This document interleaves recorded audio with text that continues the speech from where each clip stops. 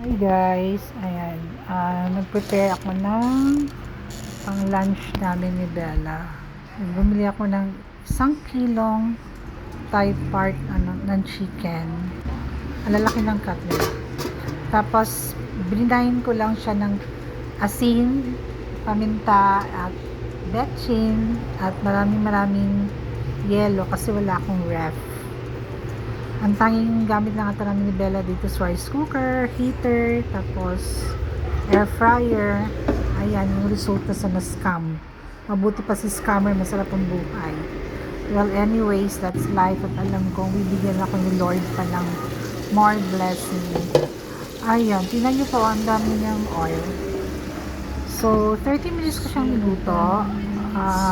Una, 190 or 185 Celsius yung after 20 minutes yung 10 minutes niya na to mga 199 o basta hindi siya umabot ng 200 Celsius kasi mainit na masyado at baka mamaya masunog naman siya. So ayan yung second batch for the go. Ayan na 30 minutes and then goods na tayo doon. So ayan siya. Actually, pinapak na ni Bella bago pa maluto itong 3 piraso na to. At happy na ako. Magugustuhan niya yung mga luto ko. Ayan guys, tignan mo yung Hello, oil. madam!